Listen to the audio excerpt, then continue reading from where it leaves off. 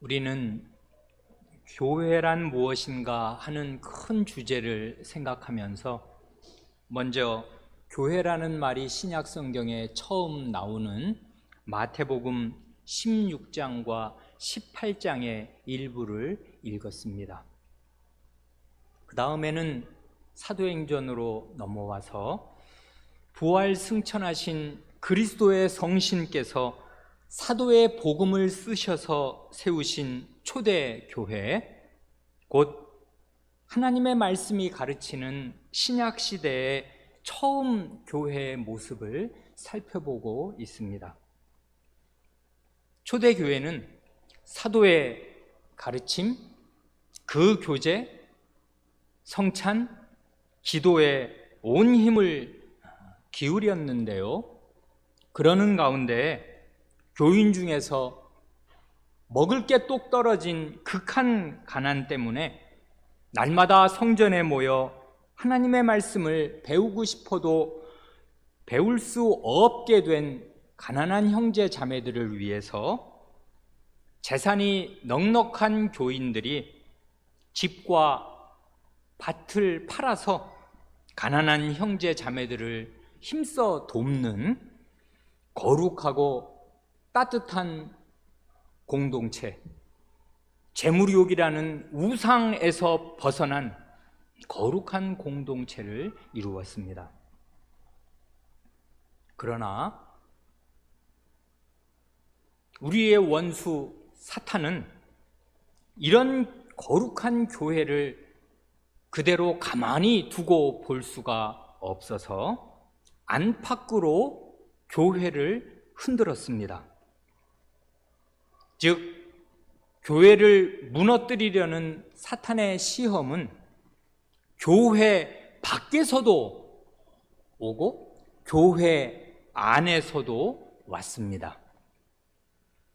교회 밖에서 온 시험은 주로 물리적인 폭력의 형태로 왔습니다. 즉, 국가 공권력이 박해를 가한 것입니다. 그래 이 중대한 박해가 사도행전 4장서부터 그 뒤에 점점이 계속 나옵니다. 무서운 박해였습니다. 잠깐 본 대로 사도행전 12장으로 가면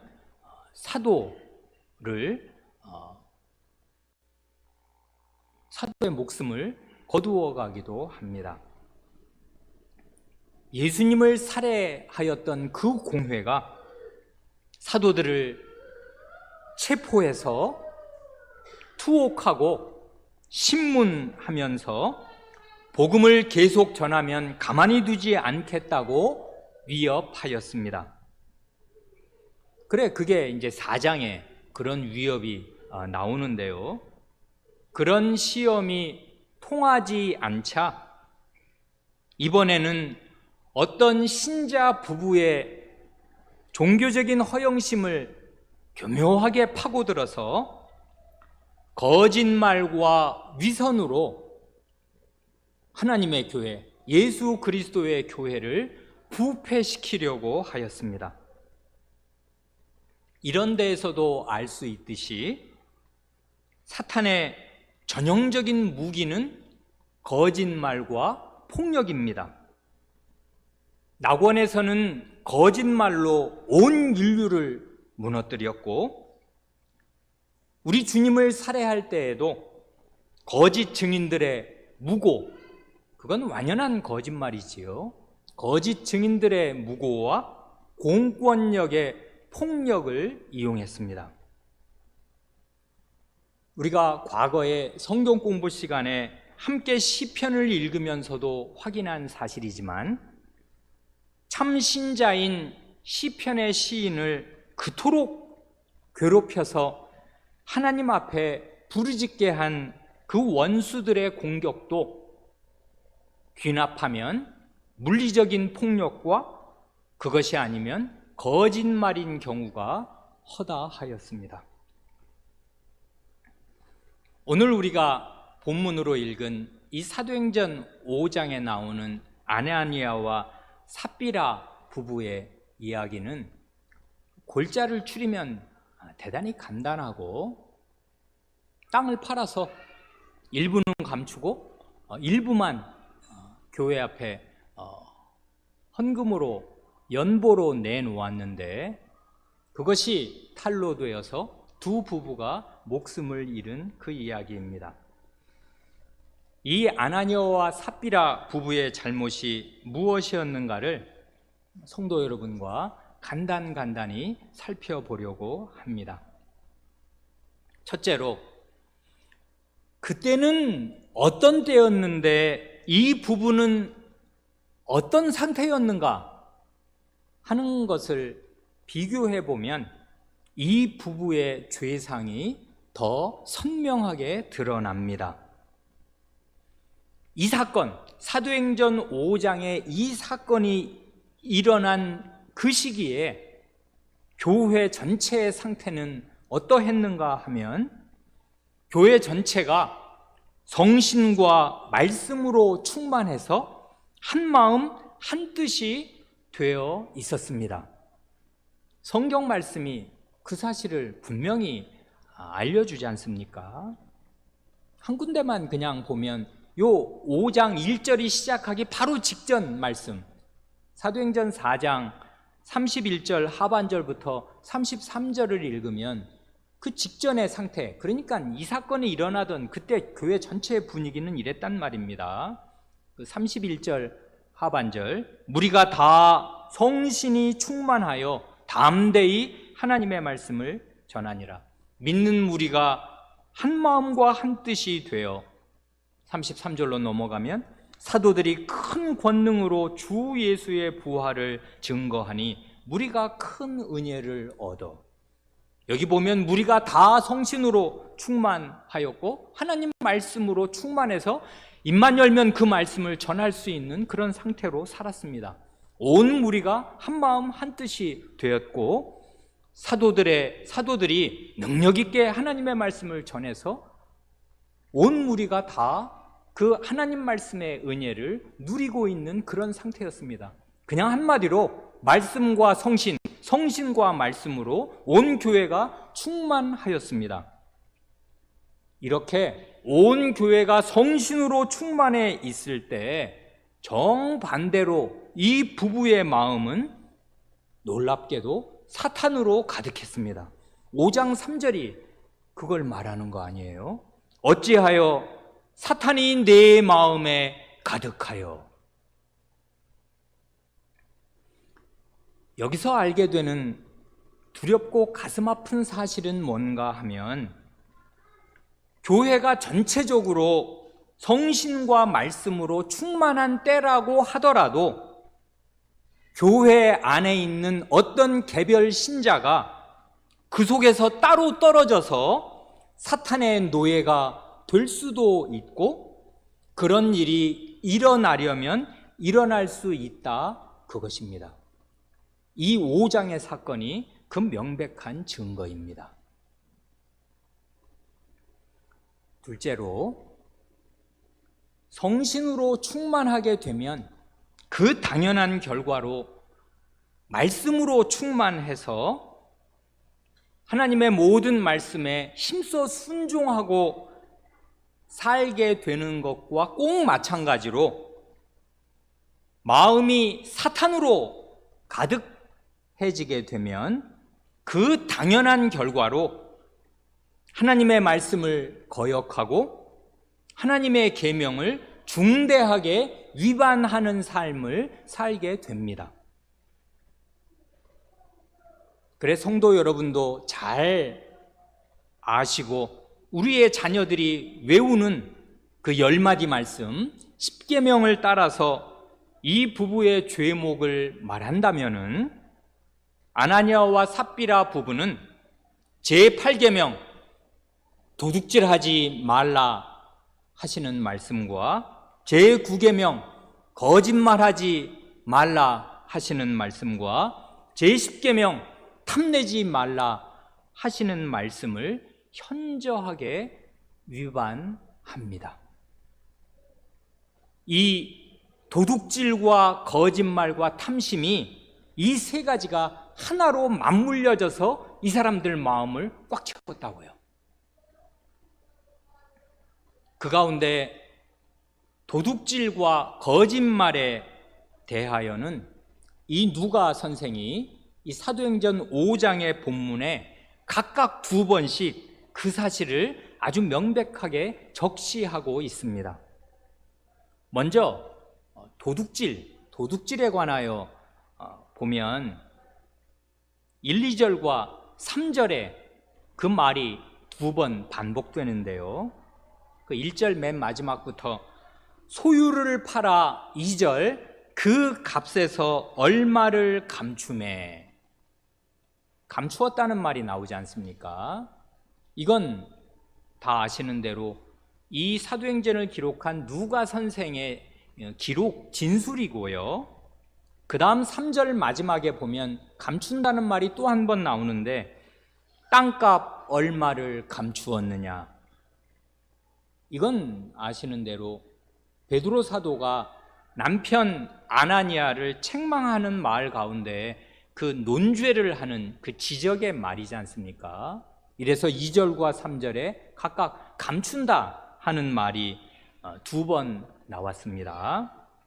이 감춘다는 말은, 이 말이 희한한 말인데 떼어먹는다, 횡령한다, 그런 말과 똑같은 뜻입니다. 그래서 성경 다른 곳의 용례를 보면요, 이게 아주 현저한데 구약성경 여호수아 7장에 그 여호수아 시대에 여리고성 정복 직후에 그 여리고성의 물건을 다 이렇게 수합해서 사람은 다 죽이고 그 은금 동철은 다 하나님께 이제 바치라, 어떤 물건이든지 손대면 안 된다, 손대면 이 물건들이 다 여리고성 전체는 하나님께 바쳐진 것이 되니까 그 물건에 손대는 사람은 그 자신도 이 물건처럼 하나님께 바쳐진 사람이 되어서 목숨 끊어지는 줄 알아라 하고 단단히 경고하셨는데, 아시는 대로 아간이 물건을 감추지 않습니까? 그때 그 감추었다는 말과 똑같은 말입니다.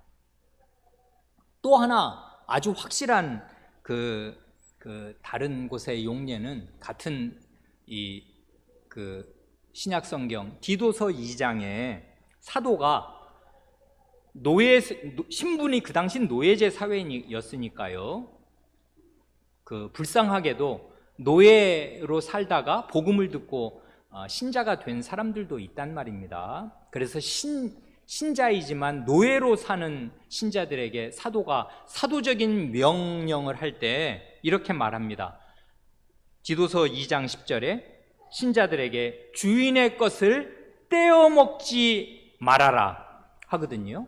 이 떼어먹는다는 말, 이거는 다 아시는 대로 노예는 원래 자기 재산이 없는 거니까 다 주인의 것인데, 이렇게 밭일을 하든지 무슨 일을 하다가 이렇게 주인의 것을 살짝 이렇게 감추는 거, 그게 바로 도둑질 아니에요. 횡령이란 말입니다. 떼어먹는 거, 남의 것인데 자기 게 아닌데 자기 것처럼 이렇게 따로 감추어 두어서 떼어먹는 거, 이런 거를 비속어로 꼬불친다, 그런 말로도 요즘 사람들 말하지 않습니까? 그렇게 하는 것, 이게 그러니까 이게 8계명 위반 도둑질이라고요. 그래 2번 성경에서 이 사람의 죄목을 도둑질로, 누가 선생도 베드로 사도도 왜 땅값 얼마를 횡령하였느냐 그렇게 말한단 말입니다. 왜 도둑질하였느냐 그렇게 이제 말하는데, 그런데 사람이 남의 돈을 떼먹는 거, 남의 것을 횡령하는 건 말이 되지만 자기 돈을 떼먹을 수 있으며 자기 돈을 도둑질한다는 말이 그게 성립을 하는 것입니까? 5장 4절이 분명히 그렇게 말하잖아요. 땅이 그대로 있을 때에는 내 땅이 아니며 판 후에도 내 임의로 네 마음대로 할 수가 없더냐?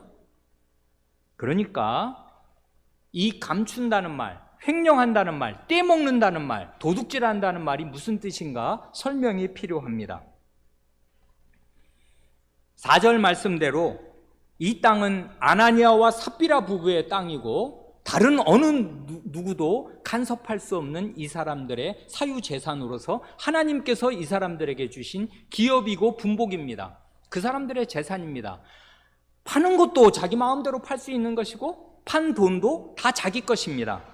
문제는 이 부부가 그 땅을 팔기 전후에 그 땅 판 값을 다 교회 안에 가난한 형제 자매들을 위해서 쓰도록 교회에 바치겠다고 공언을 하고 약속을 한 것이 분명합니다.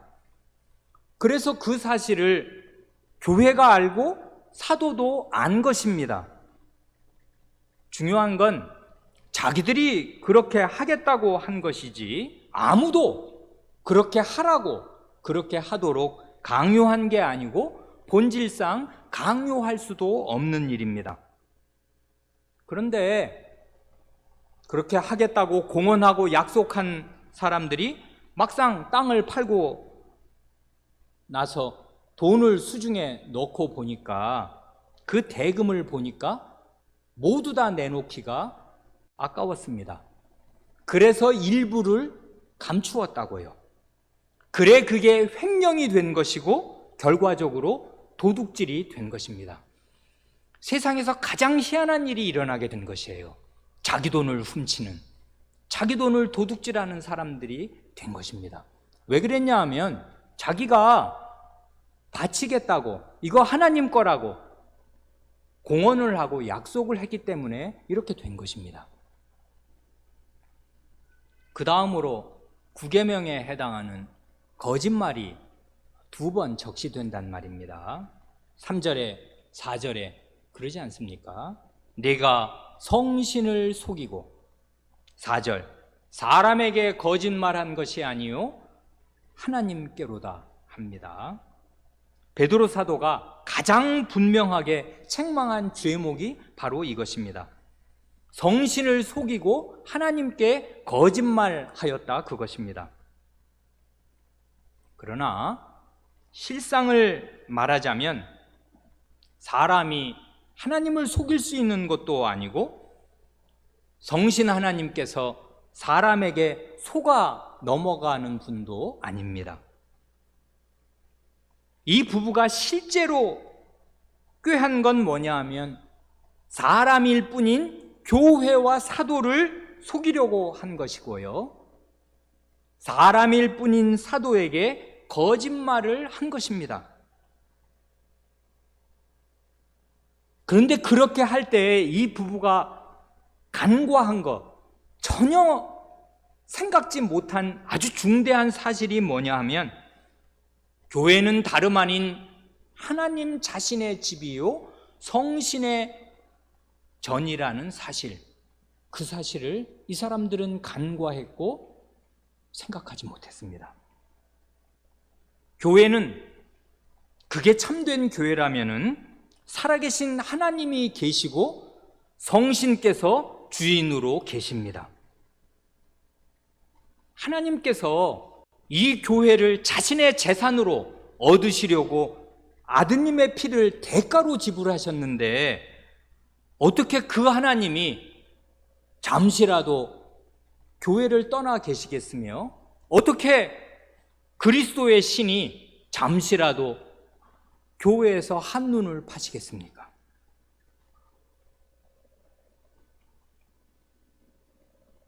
그런데 이 부부는 희한하게도 그 재산의 상당액을 하나님께 바친다 하면서도 교회에 살아계신 하나님이 주인으로 계시고 각 사람의 마음을 살피시는 성신 하나님께서 계신 사실을 까맣게 몰랐더라 그것입니다. 요는 이 부부는 사도행전 2장 43절 말씀, 이 말씀을 우리 성도 여러분께서 꼭 기억하시면 좋겠습니다.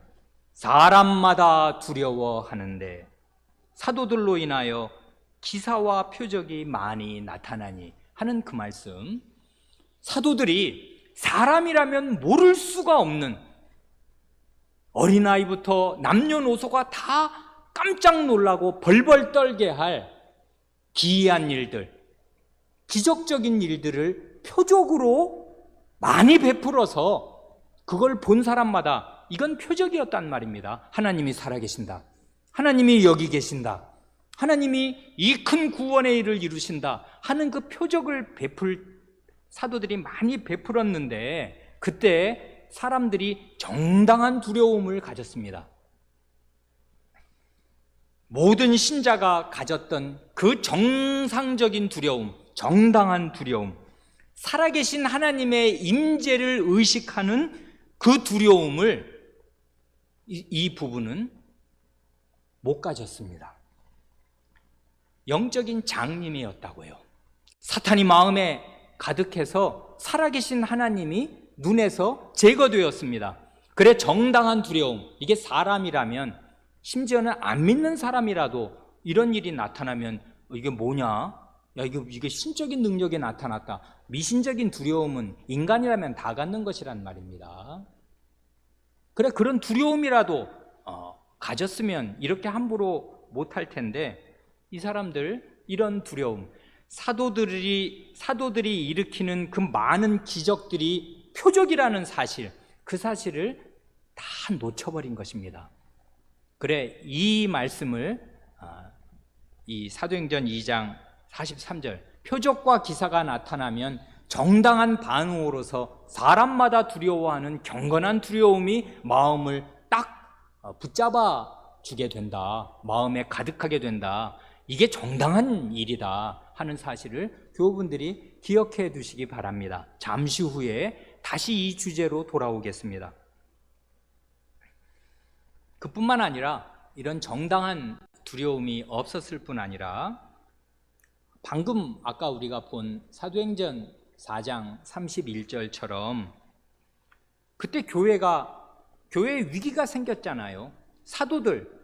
이 사도들의 대표자인 베드로와 요한이 예수님을 죽인 그 공회에 체포됐으니까, 교회는 목사가 북한이나 중국처럼 목사가 갑자기 설교하다가 공안에게, 경찰에게 잡혀가서 무슨 어디 갇히면은 교회가 얼마나 불안하겠냔 말입니다. 큰일 났지 않습니까 지금? 그래, 온 교회가 다 합심해서 간곡하게 하나님께 기도를 드렸고, 그 기도를 드리고 아멘 할 때 전체 터가 진동하면서 성신께서 주시는 충만한 확신과 그 감동을 온 회중이 함께 누렸는데, 그것을 이 사람들은 몰랐던가 봅니다.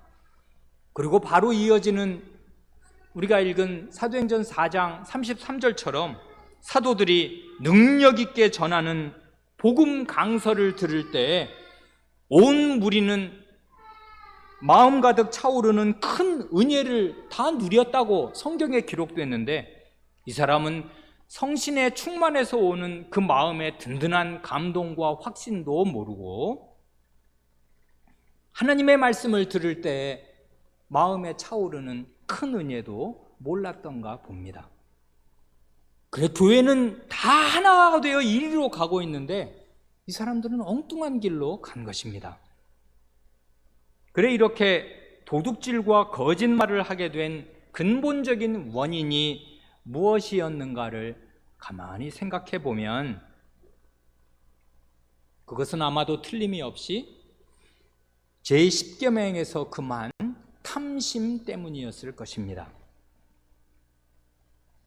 자기들도 바나바처럼 땅을 다 팔아 교회에 바친 훌륭한 신자, 1등 신자라는 존경과 칭찬과 인정을 받고 싶었습니다. 한마디로 종교적인 귀족이 되고 싶었습니다. 그렇지만은 이건 말하자면 영적인 탐욕이란 말입니다. 종교적인 탐욕, 정신적인 탐욕.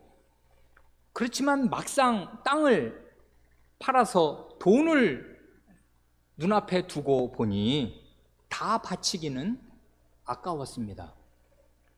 이건 물질적인 탐욕이잖아요.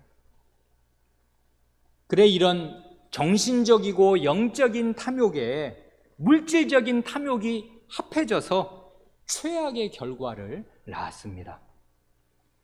탐내던 돈도 잃어버리고 한 푼도 못 쓰게 됐지요.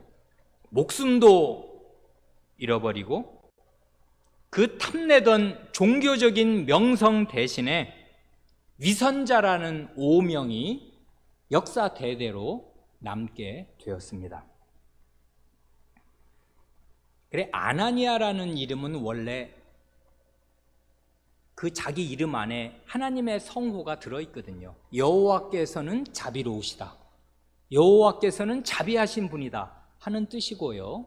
삽비라라는 말의 뜻은 아름답다, 아름다운이라는 뜻인데, 이 부분은 아름답기는커녕 가장 추하게 되어서 하나님의 자비와 아름다움을 증거하는 사람들이 아니고 가장 추하게 되어 이름이 아까운 사람들, 이름값도 못하고 죽은 사람들이 되었습니다. 중요한 것은 이것입니다. 하나님께서는 왜 성경 안에 이 사건을, 이 사실을 기록해 두신 것입니까? 교회란 무엇인가를 생각하는 우리에게 이 사건이 교훈을 줍니다. 이 일은 말하자면 초대교회가 행한 최초의 권징에 해당하겠는데요. 권징치고는 아주 특이한 점이 있습니다.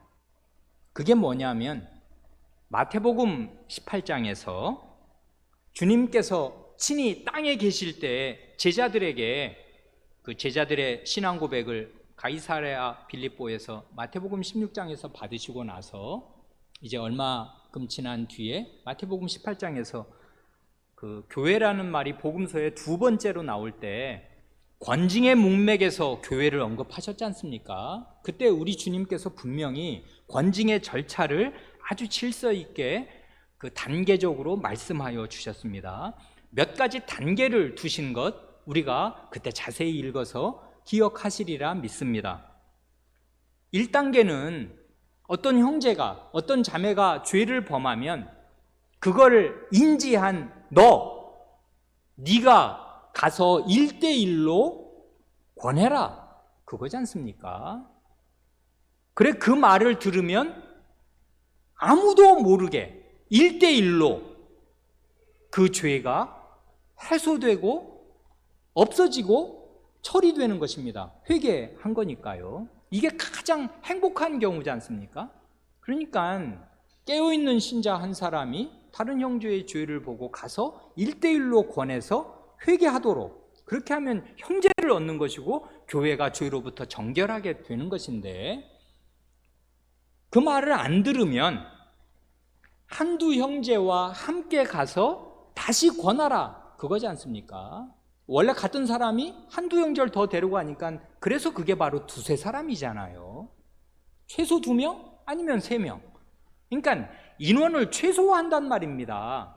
그래, 두세 사람이 가서 권해서 그때 들으면 이제 그제라도 이 사람의 죄를 아는 사람은 많아야 3사람이고 죄를 지은 당사자까지 합치면 4사람 안에서 이 불행한 일이 정리가 되고 해소되고 해결이 되는 거예요.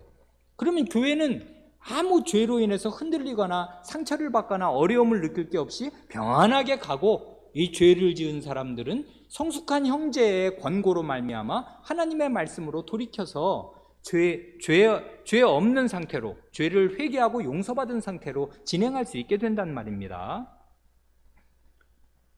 그런데 문제는 고집을 부리면서 여전히 회개하지 않고 그 두세 사람의 형제의 권고도 받지 않으면 교회 말하라, 그거지 않습니까? 이제는 이 문제가 교회 전체의 문제로 된 것이고요. 그러면 교회 당국이라고 할 교회 치료회든지 사도와 목사든지 장로든지 이런 교회 전체가 이 사람 이건 작은 일이 아니란 말입니다. 이 계명을 위반하는 큰 죄에 대해서 당신 하나님 백성 아니냐, 세례받은 효과가 그렇게 되면 무산되는 것인데, 세례는 죄를 씻는 것이고 하나님께 연합된 사람인데, 하나님 안에 있는 사람이 마귀를 따르는 그런 일을 하고서야 하나님 나라에서 살 수가 있는가? 그렇게 하면 안 된다 하고 이제는 교회의 권위로 설득을 하고 회개를 종용한단 말입니다. 그런데도 교회의 말을 안 들으면 주님 말씀에 그런 사람은 이방인과 세리처럼 교회 밖에 있는 사람처럼 여기고 교회에서 내어 쫓으라, 그것입니다.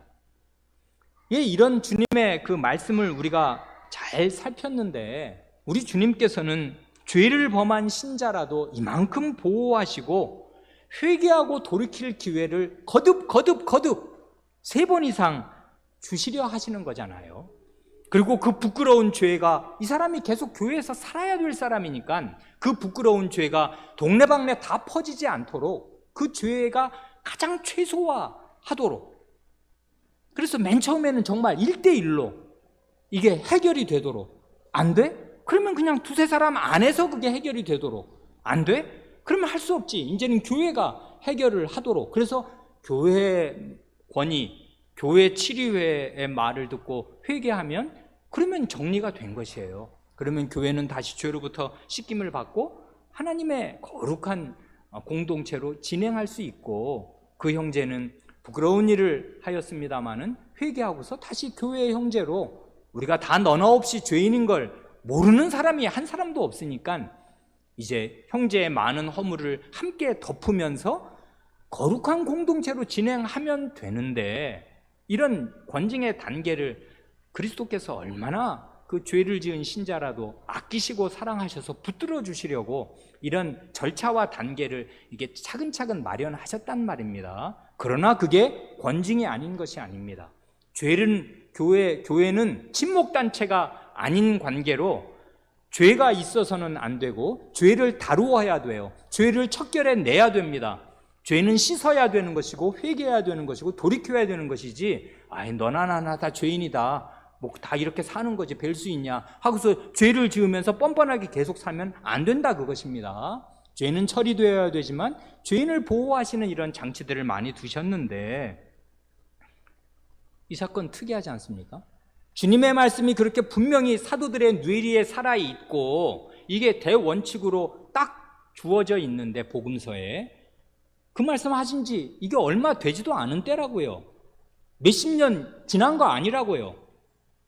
교회의 권징의 원칙이 살아있는데 이 사건을 보면요, 이게 초대교회의 첫 번째 권징인데, 주님께서 말씀하신 마태복음 18장의 모든 권징의 절차와 과정이 다 생략되어 있어요. 이게 대단히 특이한 점입니다. 그래 우리의 주의를 요한다고요. 왜 그런가?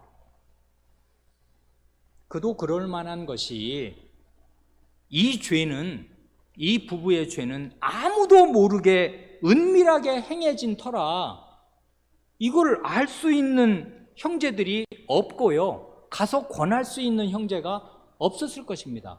그럴 거 아니에요. 누가 이 사람들 마음에 품은 이 위선을 알 수가 있단 말입니까? 아무도 모르게 부부 2사람만 눈빛을 맞추면서 이런 사탄이 마음에 가득해진 것을 공유하고서 이 일을 해서 교회 앞에, 사도 앞에 딱 왔으니 오기 전까지는 아무도 몰랐단 말이에요. 그래 가서 권하려야 권할 수도 없었습니다. 오직 뭇사람의 마음을 아시는 하나님께서 자신이 쓰시는 사도를 통해서 이 부부의 마음속에 숨겨진 은밀한 죄악과 그 은밀한 위선을 드러내시고 폭로하셨습니다. 본래는 사도도 사람일 뿐이라 다른 사람의 마음속을 알거나 들여다볼 재주는 전혀 없는 것입니다. 그러나 이 시기의 중대함을 한번 생각해 보세요. 이 시기는 아주 역사의 단 한 번밖에 없는 특별한 시기, 곧 신약 성경이 확정되는 시기였습니다. 즉 그리스도께서 다시 오시는 날까지 그 세력이 동일하게 미칠 영원한 구원의 도리가 최종적으로 확정되는 시기였기에 성신께서 기사와 표적으로 아주 비상한 방식으로 사도들을 쓰셨습니다. 그래야 이 말씀이 틀림없는 영원한 만대의 구원의 진리로 권위 있게 확정되고, 하나님이 그 사실에 모든 기사와 표적으로 도장을 딱 찍어주셔서 이건 내 말 틀림없으니 믿으면서 한다 하는 도장을 꽝꽝꽝 찍어주시는 뜻으로 기사와 표적이 그렇게 많이 일어났던 그런 시대였단 말입니다. 우리가 예전에 본 말씀 히브리서 2장 4절 말씀이 그것입니다. 하나님도 표적들과 기사들과 여러 가지 능력과 및 자기 뜻을 따라 성신에 나누어 주신 것으로서 저희와 함께 사도들과 함께 증거하셨느니라. 이런 시대였단 말입니다. 그래, 사도도 원래는 한 사람으로서는 다른 사람의 은밀한 죄를 들여다볼 재주가 없지만 이 시대의 중대함을 하나님께서 아시고서 사도들을 쓰셔서 하나님 자신이 은밀한 죄를 드러내셨습니다. 특이한 점이 또 하나 있습니다. 성도 여러분은 사도행전 이 5장 5절과 9절, 5절은 남편인 아나니아를 대하는 것이고 9절은 3시간쯤 뒤에 그 아내 삽비라를 대하는 것인데요, 똑같은 사람 베드로가 그 남편을 대할 때와 아내를 대할 때 그 미세한 차이, 이 징계의 차이, 그걸 감지하시겠습니까? 5절 상반절을 보면요, 아나니아가 이 말을 듣고 엎드러져 혼이 떠나니 하지 않습니까? 근데 이 말이 뭐냐 하면 그 3, 4절에 나오는 그 말입니다. 곧 베드로 사도가 남편 그 아나니아의 죄를 지적하는 내용이 그거인 거 우리가 압니다. 사단이 마음에 가득한 것, 성신을 속이고 땅값을 횡령한 것, 그래 결국 하나님께 거짓말한 것, 이런 얘기를 왜 그렇게 하냐고 지금 얘기를 하고 있는 중인데요, 그 말을 베드로는 지금 논죄를 하고 있고 아나니아는 그 논죄를 듣고 있는 중인데, 말이 다 끝나지도 않고 듣고 있는 도중에 이 사람이 쓰러졌고 목숨이 끊어졌다, 그것입니다. 그래, 이걸 원문으로 읽으면 아주 분명한데요, 현재 분사라고요. 듣고 하는 말이 현재 진행형이라고요. 듣고 있는 중에, 이런 뜻이라고요. 아나니아가 그 말을 다 들은 것도 아닙니다. 말을 지금 듣고 있는 중인데, 그러니까 베드로는 지금 죄상을 계속 지적을 하고 있는 중인데 말을 듣고 있는 중에 이 사람이 픽 쓰러졌고 목숨이 끊어진 것이에요. 이건 뭘 뜻하는 것입니까? 성신께서 주권적으로 즉결 처분을 하셔서 목숨의 주인으로서 그의 목숨을 거두어 가신 것입니다. 사도를 쓰셔서 논죄를 해가시다가 성신께서 이 죄에 해당하는 벌을 직접 집행하신 거라고요. 목숨을 거두어 가셨습니다. 그게 5절인데 베드로 사도는 성신께서 친히 행하시는 이 두려운 일을 현장에서 보고서는 이 죄가 사형에 해당하는 죄임을 알았습니다. 그래 3시간쯤 뒤에 베드로도 생각을 하지 않습니까? 3시간쯤 뒤에 그 안에 삽비라가 와서 아까 했던 그 남편과 똑같은 거짓말을 여전히 늘어놓을 때에는 이번에는 베드로가 확신을 가지고 직접 사형을 언도한 것이고요, 성신께서 사도의 말대로 똑같이 집행하신 것입니다. 9절이 그거지 않습니까? 베드로가 가로되 너희가 어찌 함께 꾀하여 주의 영을 시험하려 하느냐? 보라, 네 남편을 장사하고 오는 사람들의 발이 문 앞에 이르렀으니 또 너를 메어 내가리라. 베드로가 아까 아나니아에게 이거 죽을 죄다, 당신 목숨 끊어질 거다 이렇게 말했습니까? 아니라고요. 그의 죄가 무엇인가?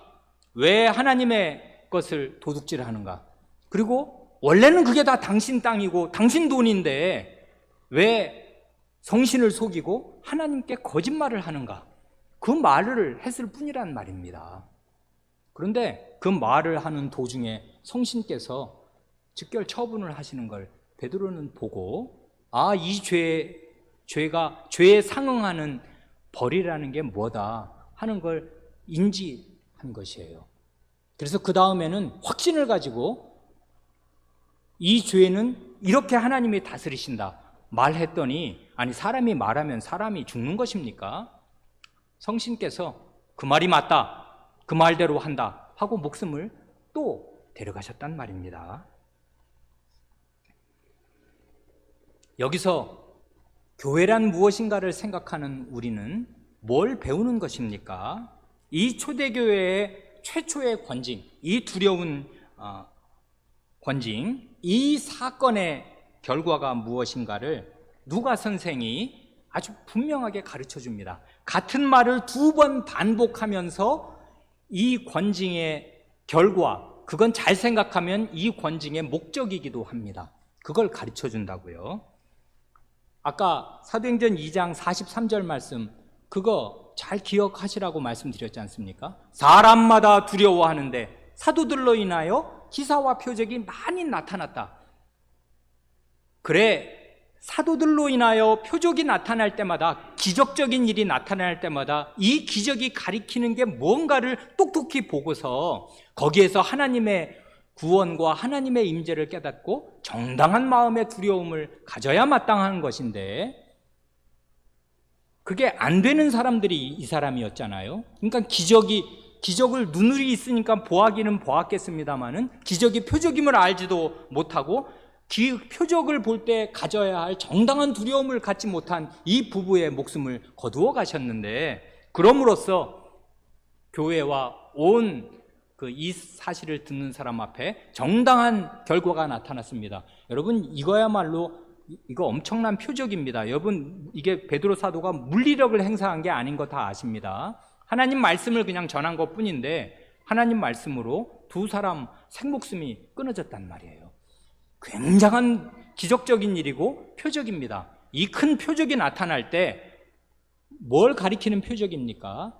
교회에는 하나님이 계신다. 하나님은 살아계신 자의 사시고 참되신 하나님으로서, 교회의 주인으로서 교인들의 모든 마음을 꿰뚫어 보신다. 이 표적이 부인할 수 없게, 누구도 모를 수 없게 명백하게 드러냈습니다. 그래, 이게 너무나 능력 있는 표적이었다고요. 그 결과가 무엇입니까? 5장 5절 하반절과 11절 말씀이 토시도 안 틀리고 똑같다고요. 뭡니까? 이 일을 듣는 사람이 다 크게 두려워하더라. 이건 아나니아가 죽었을 때.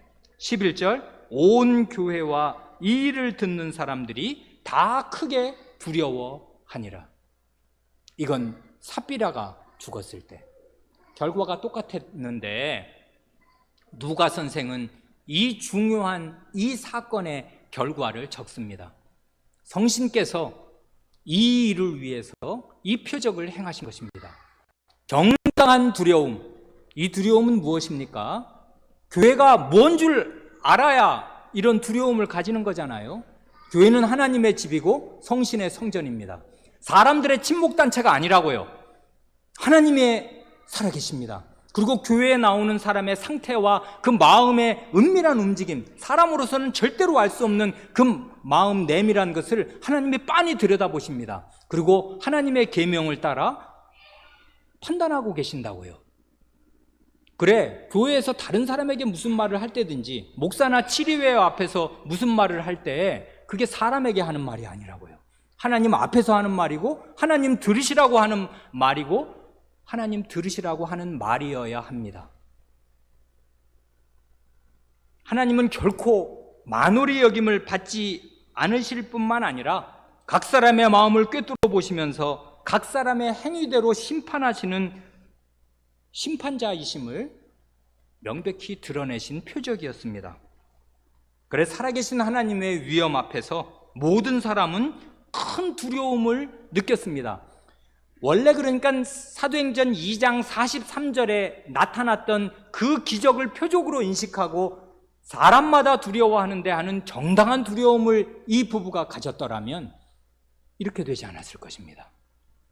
그래 하나님께서 다시 자신의 살아있는 위엄을 나타내시고 모든 교회, 온 교회와 이 사실을 듣는 모든 사람들이 정당한 두려움, 경건한 두려움을 가지게 하셨습니다. 아, 교회는 하나님이 살아계시구나.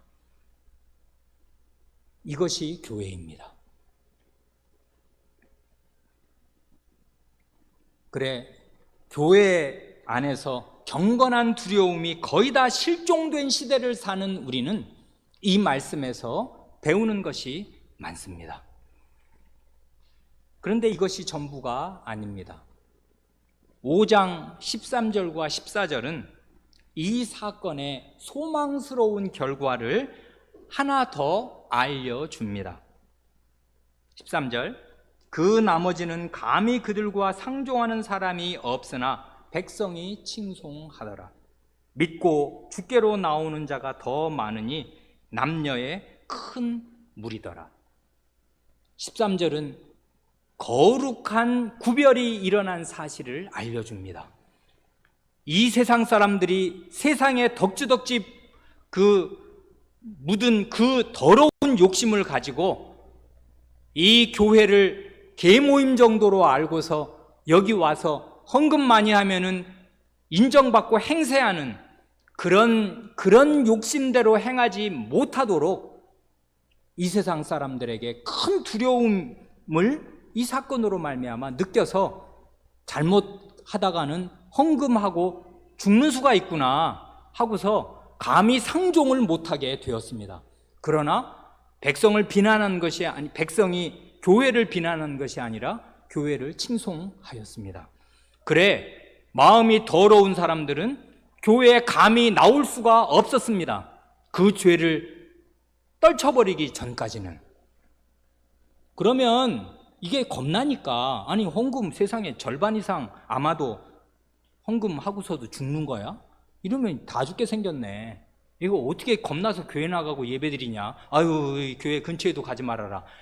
산 목숨 그냥 명대로 살아야지 하면 이제 더 이상 교회 나올 사람 없을 것 같지 않습니까? 아닙니다. 14절을 보세요.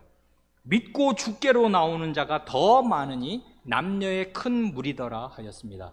하나님의 살아있는 위엄이 교회 안에 가득 현저하게 이 표적으로 나타나서 정당하게 하나님을 경건하게 두려워하는 두려움이 온 교회와 사람들의 마음을 사로잡을 때 교회에는 정말 하나님이 계신다 하고서 내 그 교회 나가야겠다 하고서 교회 안으로 들어오는 사람들이 많아졌습니다. 이게 아주 이 사실의 복된 결과라고요. 그러니까 큰 두려움과 함께 경건한 교인들, 그 마음에 하나님을 모시는 두려움을 제대로 가지고 있는 참된 교인들이 훨씬 많아졌습니다. 이 사건으로 말미암아서. 그러니 이 교회의 권징이 얼마나 효과 있게 시행된 것입니까? 성신께서 하신 일이 그렇게 무산되거나 형편없는 역효과를 거두겠습니까? 아닙니다. 성신께서 자신의 교회, 곧 그리스도의 피로 씻어서 죄를 깨끗하게 하신 그 교회를 양심의 더러운 것으로부터 정결하게 씻으시고 자신의 교회를 정결하게 하시고 그리고 자신의 교회에 회개한 죄인들을 더 많이 붙여주셨습니다. 목사로서 드릴 말씀을 다 드렸는데 참고로 한 가지 말씀만 더 드립니다. 아나니아와 삽비라는 영원한 운명이 어떻게 되었겠습니까? 모릅니다. 왜 모르는가 하면 고린도전서 우리가 11장 성찬에 관한 본문을 읽었지 않습니까?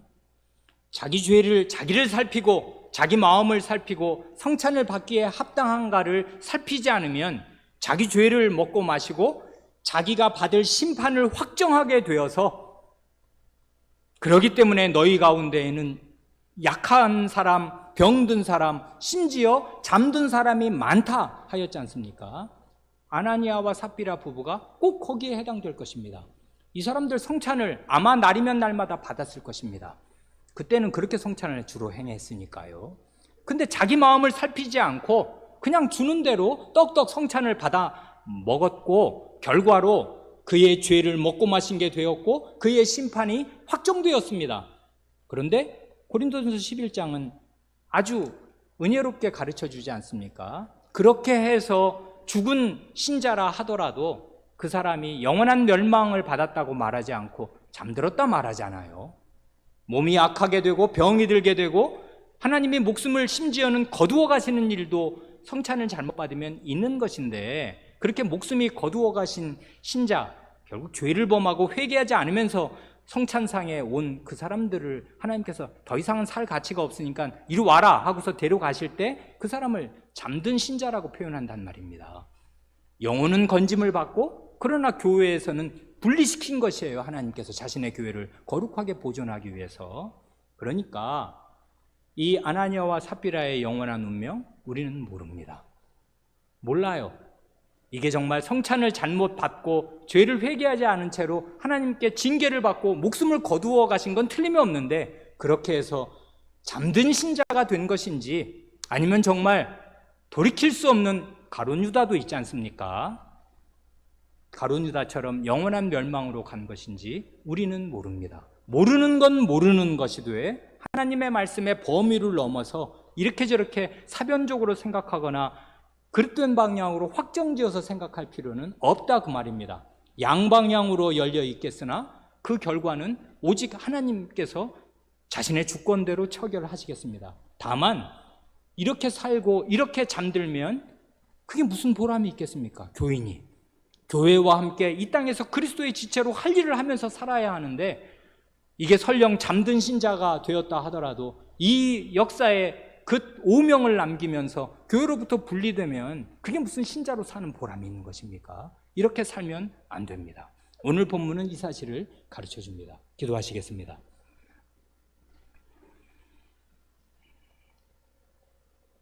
하나님 아버지, 예수 그리스도의 피로 사신 하나님 자신의 집안, 그리스도의 지체요 성신의 전이 된 이 교회를 하나님께서 어떻게 아끼시는지, 하늘의 대주제께서 이 땅에 있는 작은 집단을 눈여겨보시고 그 안에 있는 사람들의 마음의 움직임에 다 마음을 쓰시면서 그것을 가만히 지켜보시고, 그것이 넘지 못할 선을 넘고 하나님의 계명을 현저히 위반하는 것도 넘어서 교회를 더럽히고 위선과 거짓으로 안으로부터 부패시켜서 교회를 썩게 만들 때에는 결단코 그것을 좌시하지 아니하시고 가만두지 않으시고 즉결 처분하시는 일을 역사의 시초에, 신약교회의 시초에 이렇게 보여주십니다.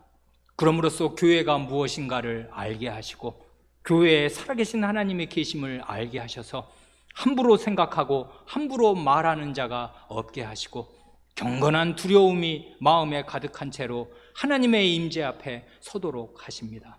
이 말씀을 저희 마음에 가르쳐 주셔서 사도들의 표적이 어떻게 사람의 경건한 두려움을 자아내게 하는지를 알게 하시고, 그러므로 저희도 이 하나님의 말씀을 읽을 때 경건한 두려움을 가지고서 하나님 앞에 매주 서게 하여 주시며, 이 두려움으로 매주 근신하는 태도로 말과 생각과 행동을 조심하면서 하나님의 계명 안에, 하나님의 말씀 안에 머무르게 하여 주시기를 구합니다. 저희 교회의 모든 위선과 거짓을 씻어주시고 깨끗해진 양심으로 하나님을 섬기는 거룩한 교회가 되도록 은혜를 베풀어 주시기를 구합니다. 우리 구주 예수님의 이름으로 기도합니다. 아멘.